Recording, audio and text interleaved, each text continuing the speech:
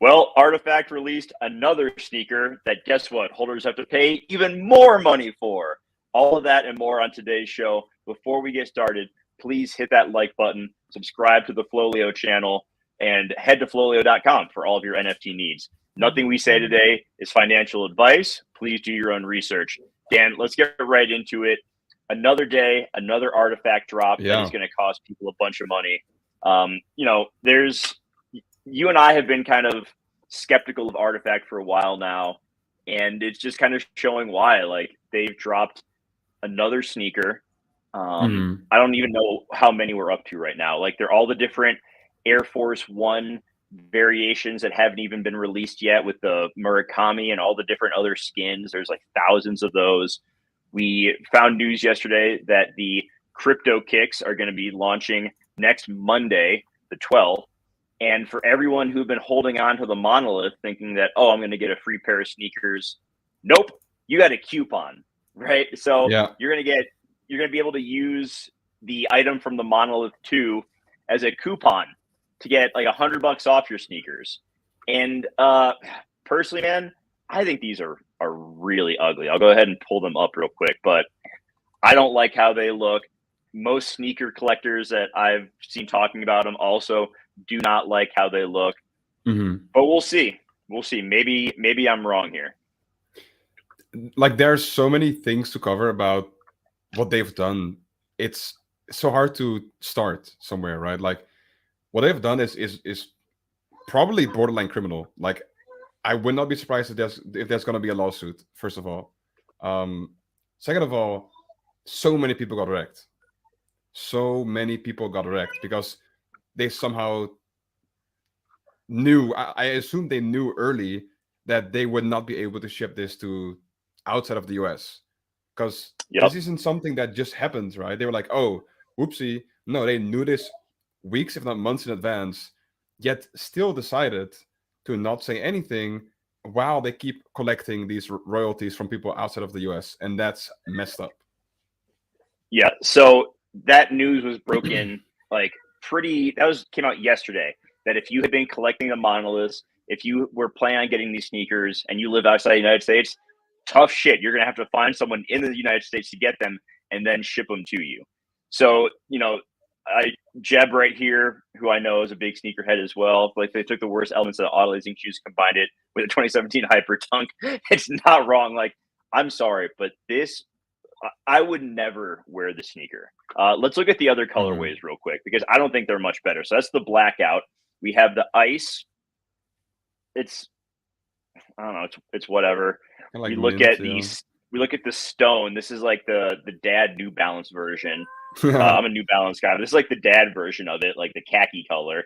And then you have the Space Matter, which they're different prices. This one is going to cost like $1,300.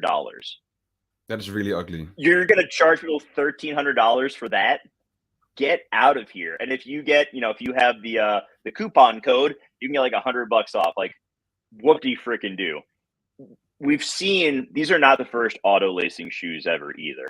If you've been collecting sneakers for a while, like, we've seen this come before. We saw the Nike Adapt BB. We've seen other Nike auto lacing Air Maxes. And newsflash, those do not resell well. People do not care about the auto lacing technology. They care about how the sneaker looks. And if the sneaker looks like ass, people aren't going to buy them, and they're certainly not going to be able to resell them. Yeah, and like, one thing to add as well with the monoliths is that because I bought a monolith 1 very early on for quote unquote cheap, quote unquote, if you look at the all-time high, of course. If I would look at the floor now, I think the floor is like 1 point something ETH for the monolith 1. I might be off a little bit, but not the main issue. An issue people have with this is that the chain is now broken in the monolith, so they're no longer, coherent or whatever. So if you buy a monolith 1, you can unpack it, get a monolith 2. But if you do that later, you can no longer get a monolith 3, because this is on a snapshot basis. You cannot get it out of monolith 2. So a lot of people are frustrated about that as well. And it's you have to have monolith 1 and 2, correct, to get the 3. Is that I'm not sure about that. I don't so know. Here's another thing. Ever since Nike took over Artifact, every single one of their collections on secondary on OpenSea is a 10% royalty. So if you got the monolith, guess what? 10% royalty. If you open the monolith and you got the skin vial, the monolith 2, and the crypto dunks, all 3 of those individual collections, 10% royalties. Artifact has made tens of millions of dollars in secondary revenue alone from these collections, and they're charging an obscene amount of money for these sneakers. We've seen like screw up after screw up from Artifact. For those who are new to NFTs or don't remember, when CloneX first dropped, they launched December of last year. There was a whole thing where the mint vials were a Dutch auction, and the Dutch auction they got to a point that like people were surprised how low they were getting. Then magically the Dutch auction stopped working and they had to pause it. And the next day they started it at just a set price point of like 2.5 ETH, like super sketchy. We saw the Rimowa luggage drop last month, I believe it was, where there was a issue with the contract around, how many you could get. Like if you bought one, you could transfer to a different wallet, go buy another one. We've seen, this is a company that claims to be like on the forefront of innovation and tech, and they can't get like their drops right. Like it's so ridiculous. It's so greedy. And the team's communication around this stuff is terrible. Like the founders are just all over Twitter being quite arrogant about the whole situation. Like very rude to holders, complaining that, oh, well, we're not getting enough sleep and blah, blah, blah. It's like, yeah, man, you're out here bragging about being like on a 30 under 30 list and how much money you guys have made. But yet, as soon as people voice their displeasure around this, like it's just, one thing that you and I talk about constantly, Dan, is like invest in teams. And this is not a team that I have any interest in investing in. I will never, ever buy anything Artifact ever again. So for the reasons being, like what I mentioned earlier, is that they knew that they couldn't ship this to outside of the US. So why would I ever take the risk again? Take the risk again? I'm Dutch, I'm from the EU. I mean, obviously they don't care about us, right? Like if they did, if they cared about people more than money, they would have at least come out and said earlier that guys, we actually cannot ship this to outside of the US. Oopsie, but they kept that hidden for as long as possible, I suppose. Yeah, and they put out a tweet around. Let me look at it real quick. So they put out a tweet. Snapshot for monolith 1 and 2 done on December 5th. Snapshot of monolith 1 and 2 imminent. Do not transfer them if you wish to be included in the snapshot. We will notify everyone snapshot is complete. Monolith 3 airdrop at a later date. So if you held a monolith 1, you got a monolith 3. If you held a monolith 2, you got a monolith 3. So you had to hold these things, and then it wasn't until later that day that they told you that you couldn't get these sneakers if you're outside of the US. So yeah, it's a bad look. It's poor communication. And I just, we've seen Artifact over and over again just show how incredibly greedy they are. And it's not a business I have any interest being associated with. Yeah, I mean, it's gotten to a point where it's literally like a meme. It already was a meme that they charge for everything. You're not being rewarded as a holder. You are being milked. You're being milked for all of your money, like unironically.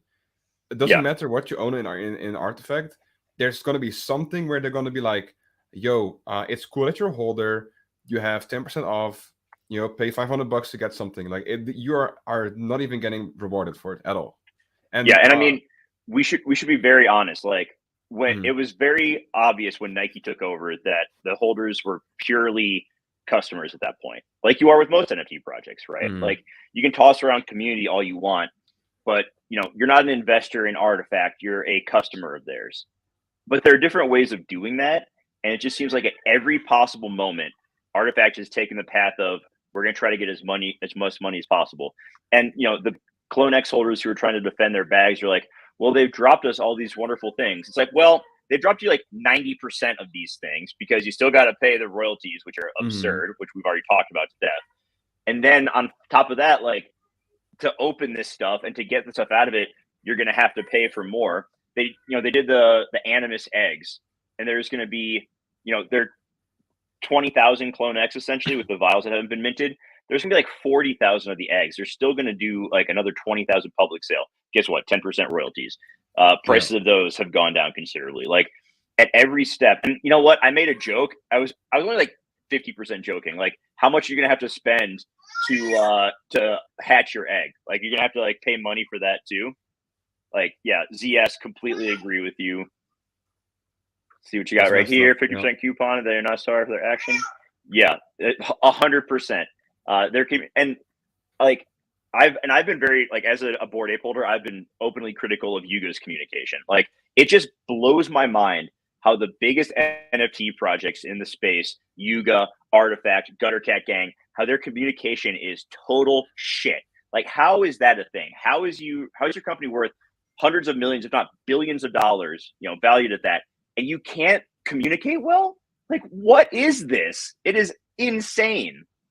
Yeah, but this was a decision, right? Like this isn't them not saying them not communicating well is because it's gonna cost them money, and that's the sole reason why they haven't said stuff like this earlier. They will be completely transparent as long as it benefits them as a company. But in this time it didn't, so they're gonna keep stuff like hush hush so they can feast on those royalties on secondary market, and that's just a fact. And that's so sad to see. Like I'll never touch their project ever again, like any of their projects. I think this reflects on their whole ecosystem, I think. Where you start is you don't. Just keep buying the Nike stuff you like, because the Artifact stuff is way overpriced.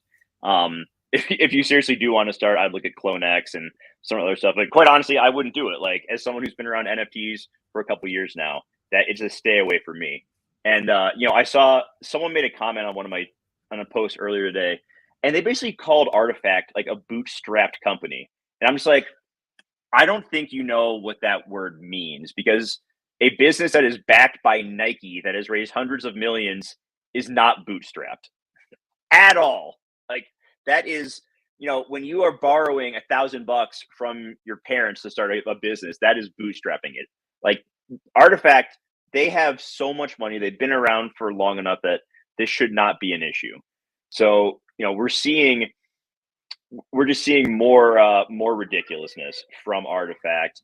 And there are people who are like, oh well, these sneakers, it's a you can't lose on these. They're going to resell for more in the future.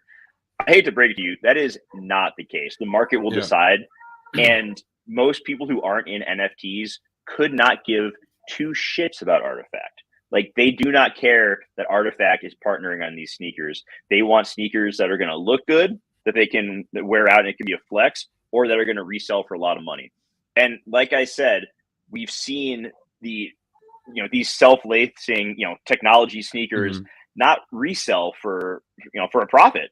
So like, I don't see how, if you get one of these Space Matter ugly ones that are going for $1,300, how that is going to resell in the future. Add into that the fact that we still have the Dot Swoosh project that Nike is launching, their own marketplace, to add even more supply on the NFT front. Like, yeah, Jeb, 100%. So it's like with Artifact, with Dot Swoosh, there is going to be plenty of opportunities for people to get Nike NFTs, digital assets, whatever the hell you want to call them. And so I just don't see how it is could these be worth thousands of dollars in the future? Sure. They're not going to be like the Nike mags, that's for sure. They're not going to be going for 30K. Could they be worth more than they cost in the future? I guess, but I'm certainly not going to bet on that. And, they launch on Tuesday. There's a supply of 19,000 total. There's a world where that doesn't sell out. I think it's highly unlikely, but there could be a situation where people are like, you know what? I don't want to put money into an ugly, especially because it's pretty much only going to be sold to people in the US. So it's like, are there even 19,000 people in the US at this point who care enough about these sneakers to buy them? I don't know, especially in the state of the economy and the crypto market. Yeah, I don't think the speculative market is like at an all-time high, especially after what they've done as well. I don't know. I think it is definitely possible, like you said, that there's a world where they don't sell out. And for the swoosh thing, I'm all I can think about is like how are CloneX holders gonna get milked? You know, like they're probably sitting there in the office like I can hear their brains like rattling. How can we milk them? You know, like how can we extract more money from them? And that's the real question. Yeah, it is a, their business model is fantastic. They got people so heavily invested in these CloneX NFTs and drop them so many things that they make royalties on that they're gonna just clutch their pearls and cling to their bags for dear life on the hope that the price goes back up. Like we've seen the floor on CloneX, it was in the high sevens. It's at about 6.65 now. It got down to like 6.2. It's recovered a bit. There are people who are like, I'm buying the FUD. And I'm like, yeah, but what are they going to do next that's going to lead to more FUD? Like, is it really FUD if these are legit concerns?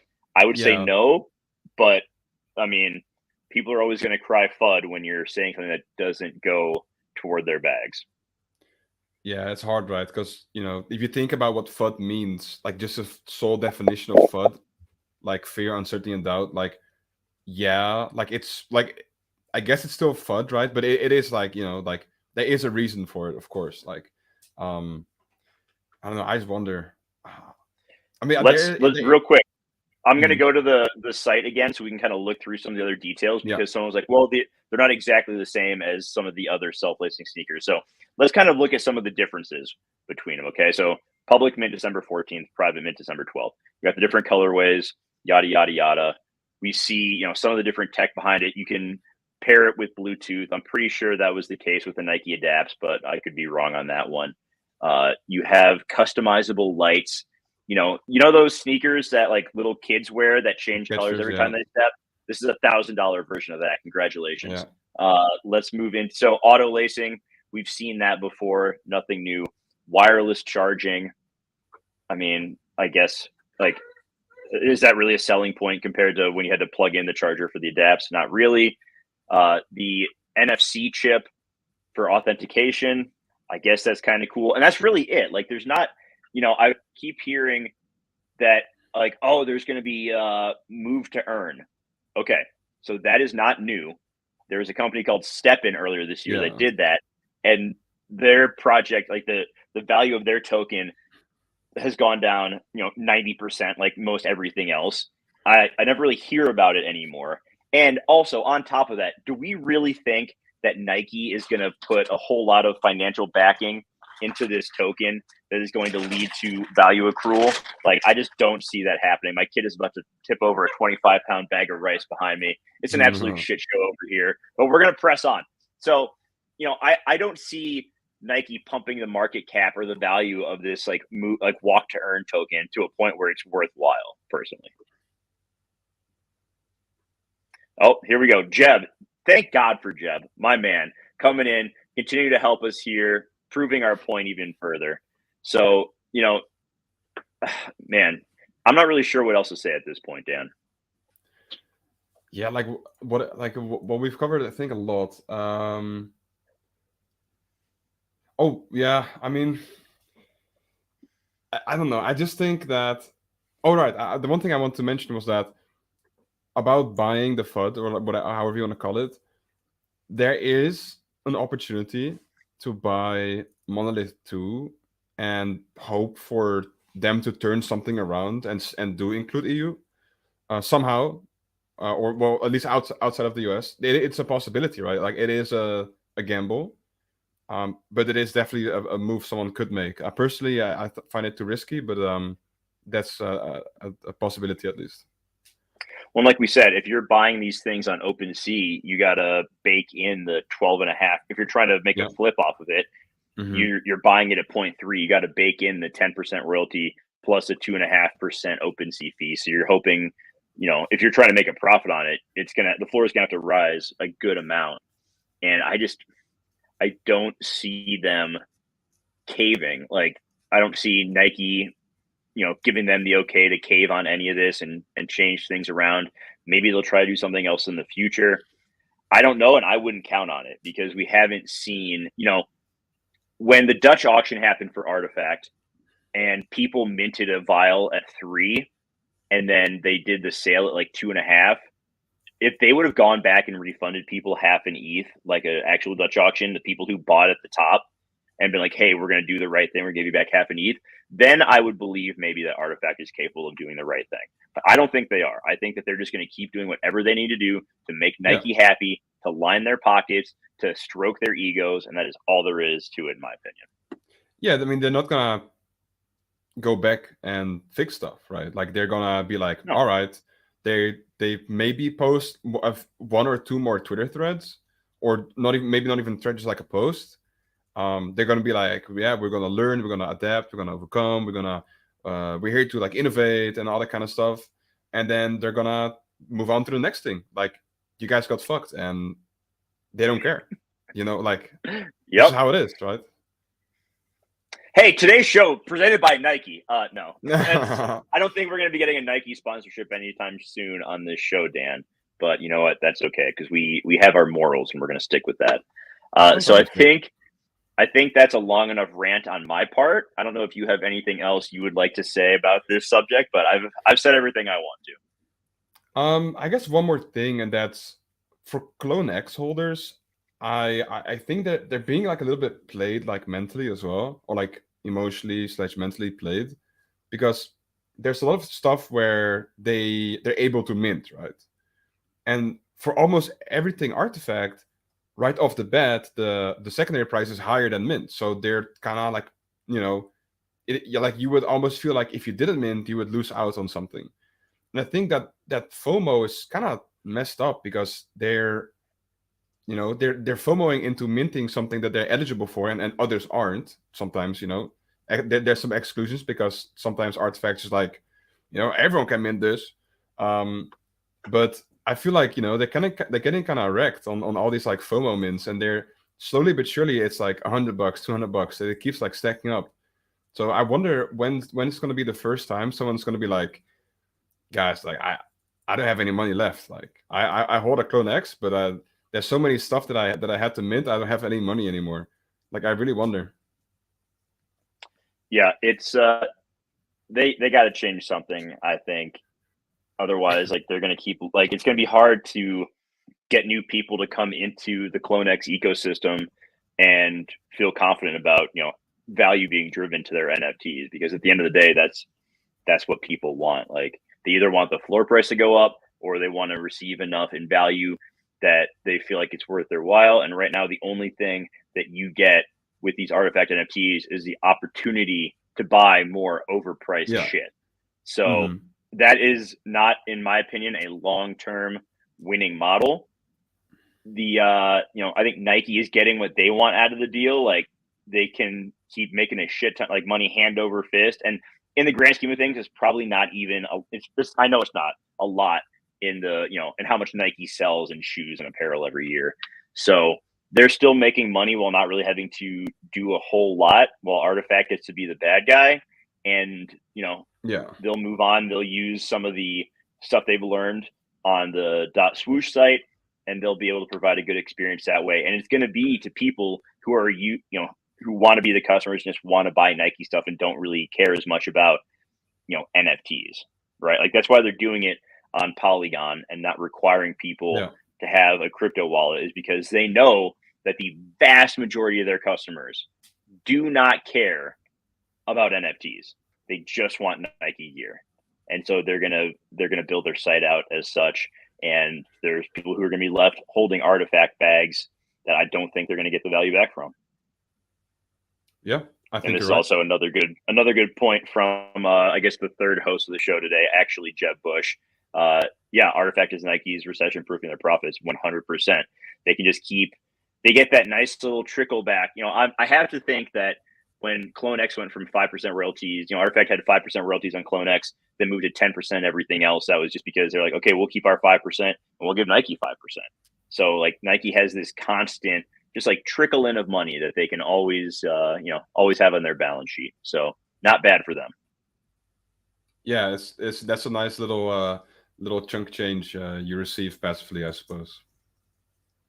Yeah, especially when you take into account the number of collections that's on. So I think that is going to wrap it up for today. Thank you, everybody, for being here. please hit that like button, subscribe to our channel. I saw we had a question earlier about which NFTs should I buy first. If you're actually interested in learning about NFTs, come back on Friday. We do a show talking about the NFT market. If you're just clowning on us, totally cool. We're used to that. We're NFT holders. We're used to people dunking on us all the time. So for Dan, for the rest of the team over at FLOLiO, I am Jeremy. Have a great day, everybody. We'll be back on Friday, so we'll see you then. Bye-bye.